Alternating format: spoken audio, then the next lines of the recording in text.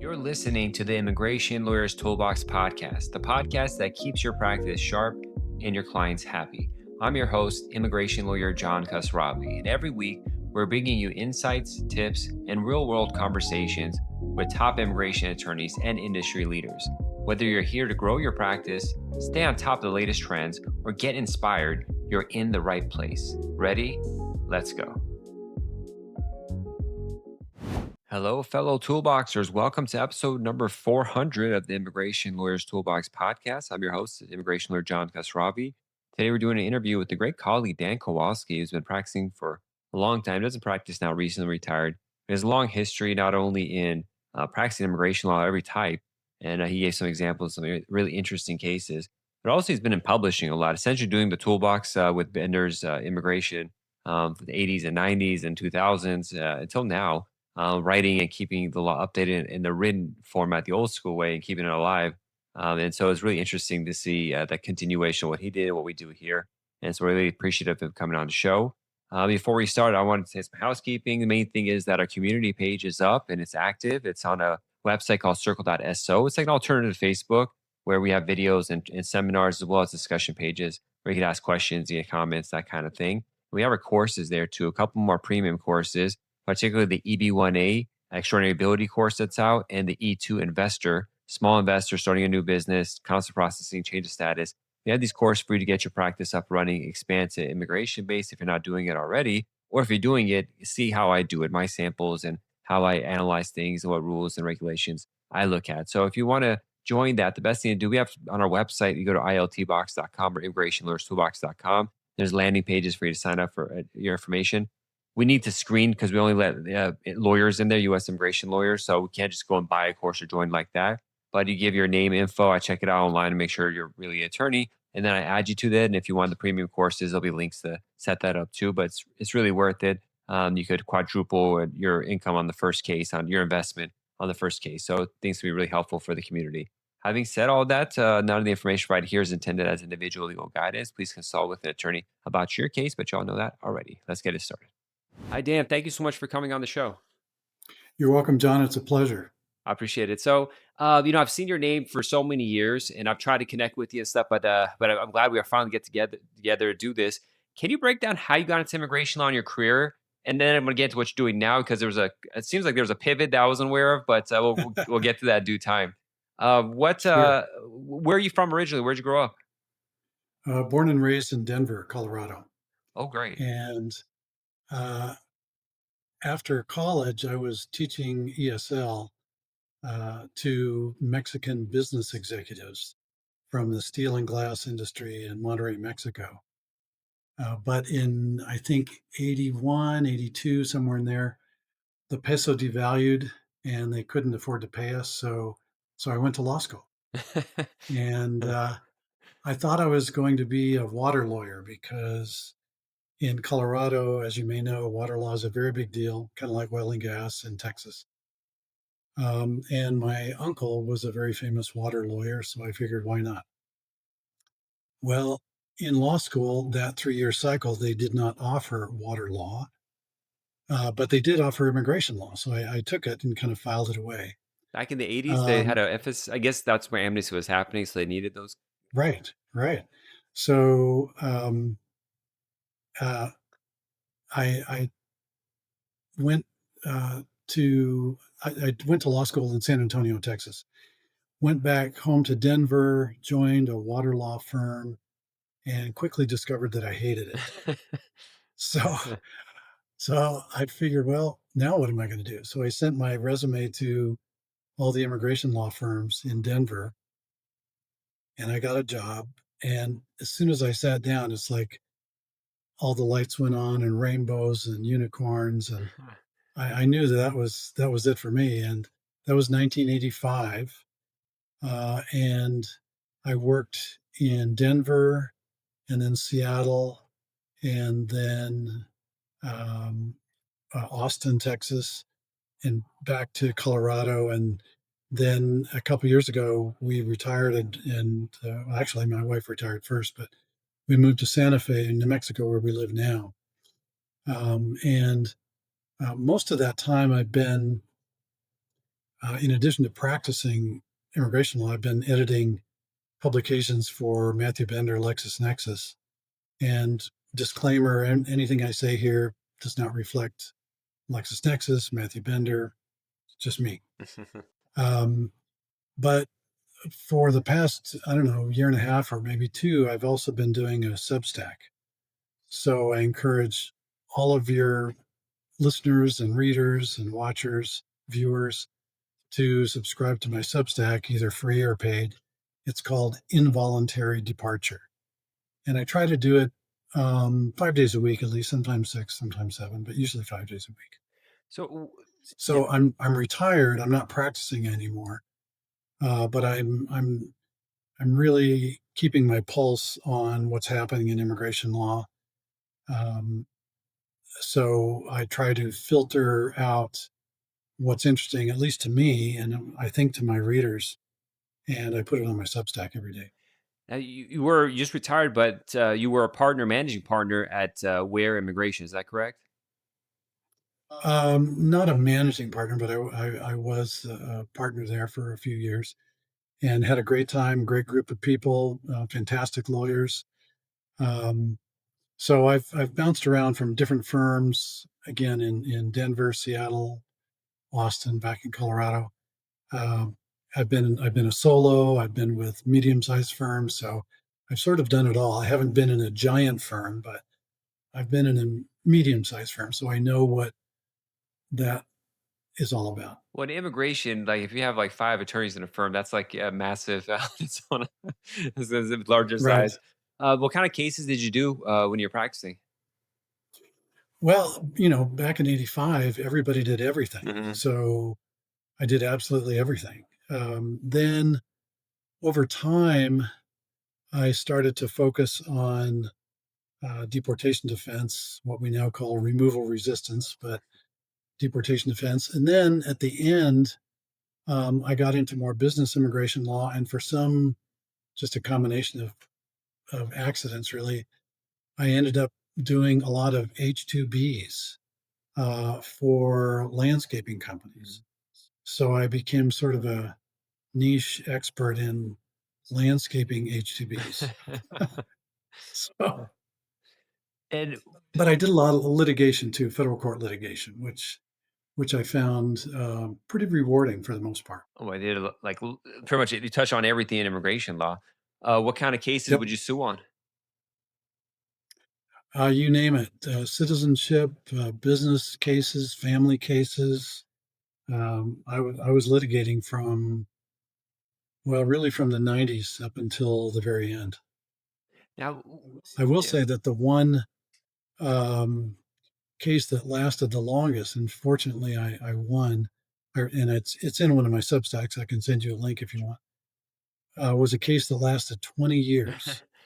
Um, it was a citizenship case in immigration court in San Antonio, and my client was a native-born U.S. citizen, but they claimed she was born in Mexico. And so, in round one, we won. The immigration judge said she was born in the U.S. She's an American citizen. Case dismissed. ICE appealed, went up to the BIA, came back down. Round two, same judge, same decision. She's a citizen. Case dismissed.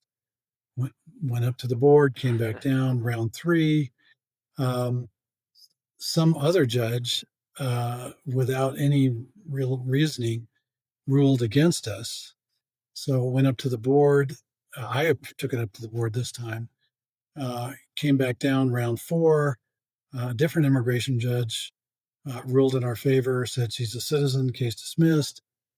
ICE took it up to the board again, fourth time.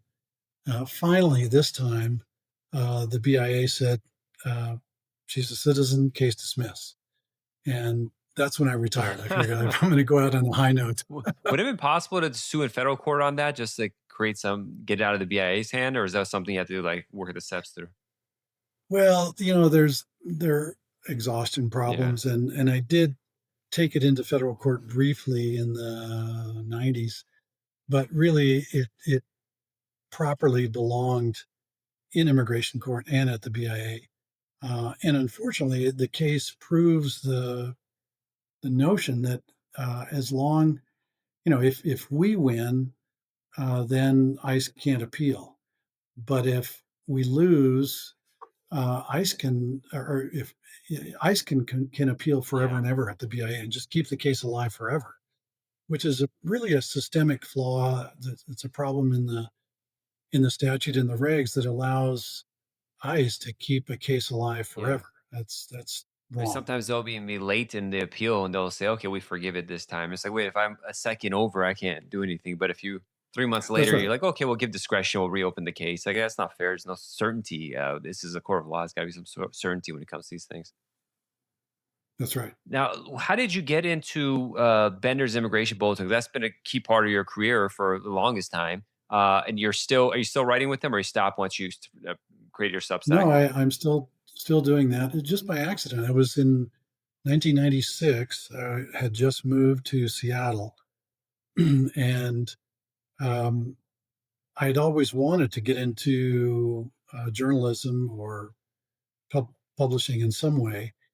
And a friend from Ayla was offered the editorship of the Bulletin, couldn't take it, and offered it to me. So I took it. And so in October of '96, I started editing Bender's Immigration Bulletin. Have been doing it ever since. How much time does that take? Because especially when Trump's around, it's just a lot of work.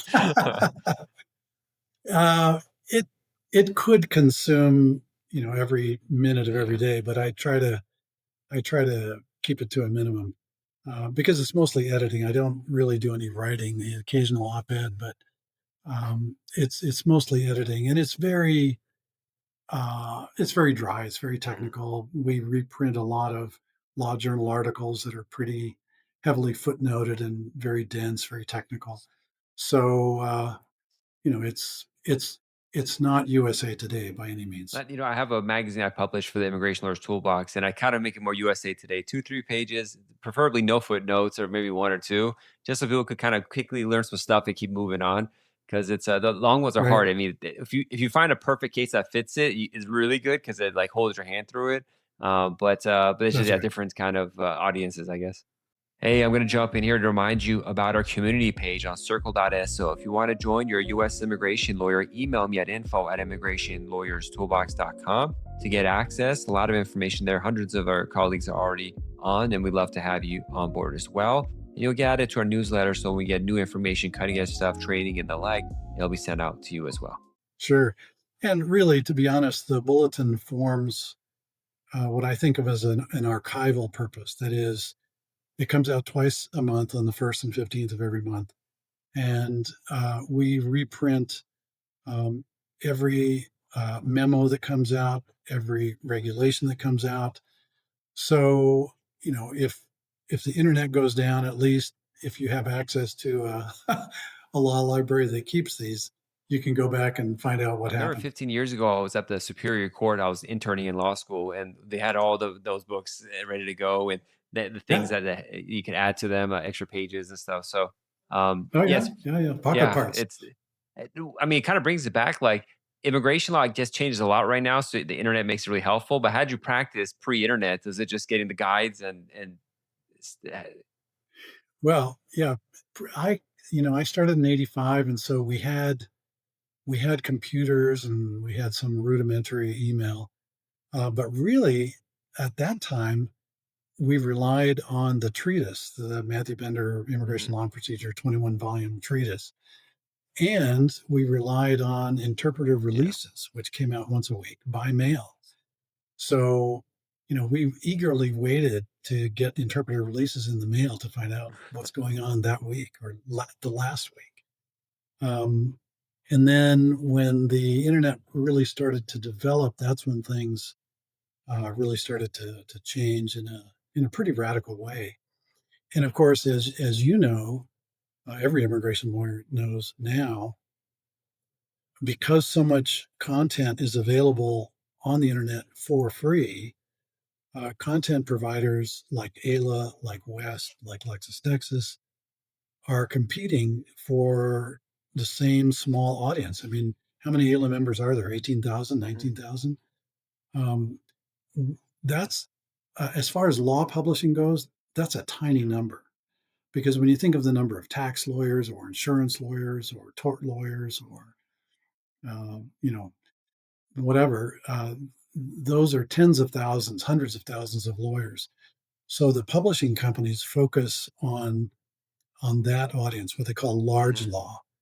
Immigration law is small law, and so when you've got LexisNexis, ALA, West, Thomson Reuters competing for the same 18,000 eyeballs, that's a Yeah. tough market. I've got myself involved in it pretty deep, but it's a passionate market that makes up for it. But for sure, it's very small. I mean, like the ALA conference, it was a big conference this year in Colorado, and it was like 3,000 people. I'm sure like other conferences get like 10 or 15,000. It's like a much bigger bash, if you will. Yeah. Well, that leads. Thanks for reminding me of that.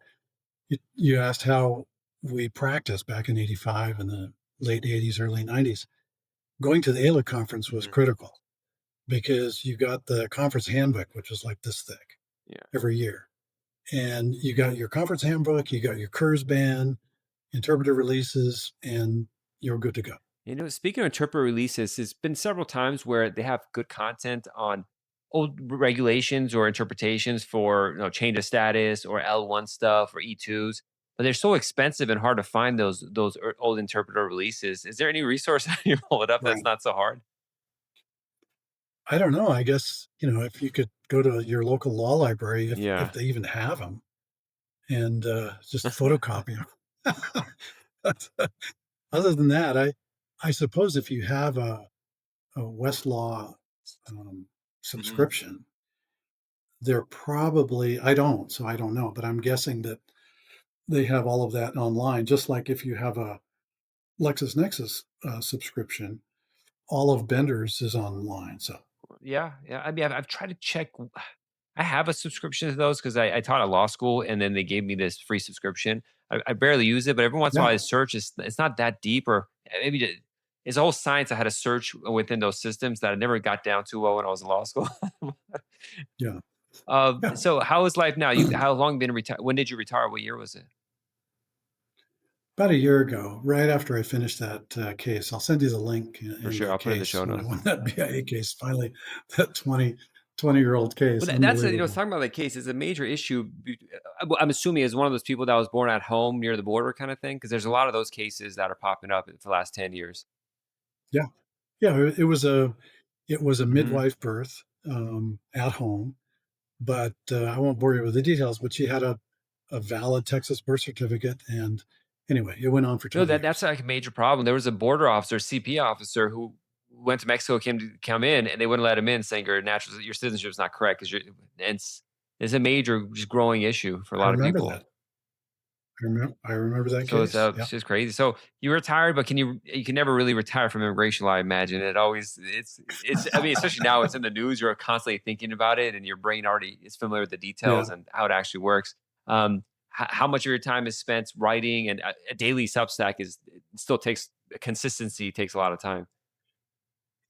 Yeah, with working on the bulletin on Bender and the Substack, I don't know, 2, 3, 4 hours a day. I could again do 8 hours a day, but I'm trying to have a life, so so I try to keep it down to you know 2 to 4 Very hours a cool. Yeah, day. this new technology, Substacks, and all this stuff makes it so much easier to do things where before, I mean, it's impossible for someone to get any like attention between LinkedIn. I saw one of your most recent LinkedIn posts about a bond hearing, and that's what reminded me to contact you Yes. to get you on the show. But it's just so easy Yep. to, at least now before the algorithms hide you again, like they usually do, but like on Facebook. But on LinkedIn and other things, it's so easy relatively to reach out. Imagine we'd only meet 10 years ago at a conference, but now we Right. could just sit at home and talk with each other. Right. Right. And one pro tip I guess I have for younger lawyers, I one of my pet peeves is I'm on a lot of listservs, email listservs, and uh, you'll see in a listserv with maybe hundreds of people, uh, a fairly new practitioner will say, uh, I don't know how to do this. How do I do X? Or I have this problem. How do I solve this problem? And to me, that's the kind of thing that should be kept private. You call Yeah. someone on the phone. You call, maybe you email one person, but better leave no paper trail at all because you're you're admitting that you're not competent. And rule Yeah. 1.1 or whatever is we're supposed to be competent. So it's fine not to know something, but keep it to yourself and go to a trusted mentor, figure it out, work it out.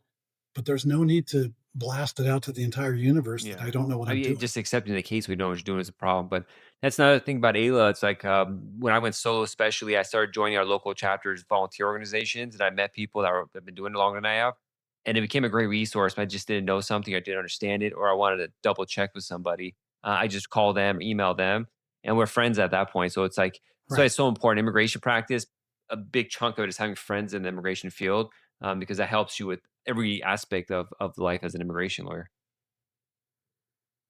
It is. And basically, as AILA members, especially, but immigration lawyers, basically, we're all Hmm. on the same team. We're like one Yeah. giant law firm. I mean, we may uh, fight is not the right word, but we may compete for our clients, especially if you're in one of the big firms and you're, struggling. You want Yeah. the big client, Microsoft or Yeah. IBM or whatever.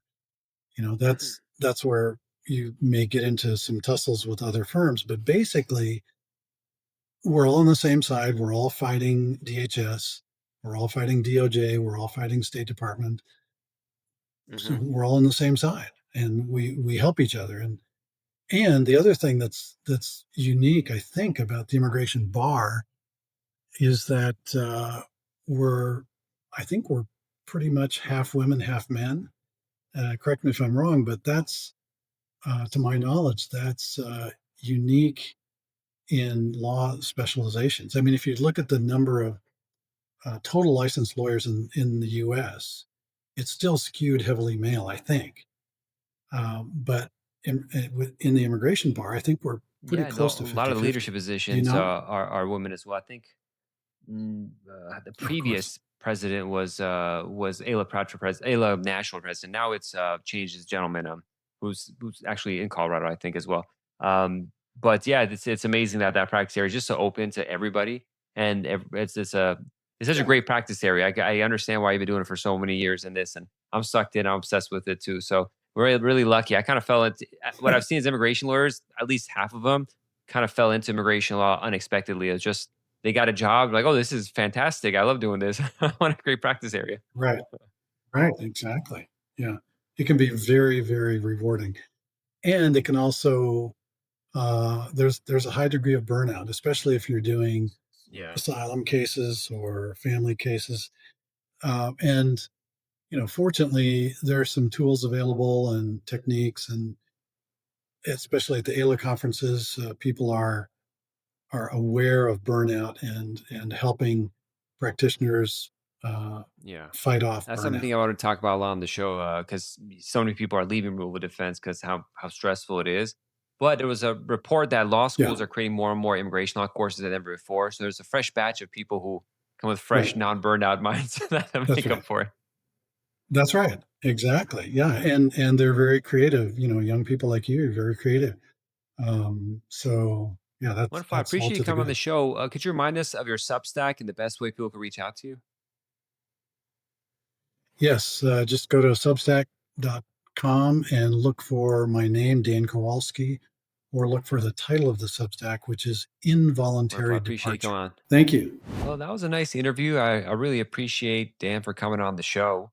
There's an old saying that goes, "They reaped, and no, they sowed, so I should reap, and I should sow, so they should reap." And I know in Persian, and they have it all sorts of language. It's kind of a religious kind of saying, old saying too. But the essence is that he did a lot of work for the immigration community to send the information, share it. It was so hard before the internet to figure out what's going on. You really had to spend a lot of time trying to figure out now things wouldn't change as rapidly as they do now. But then again, during the 90s and IRA, that was a pretty rapid change when the waivers came in, 3 to 10 year bar, false claim to citizenship.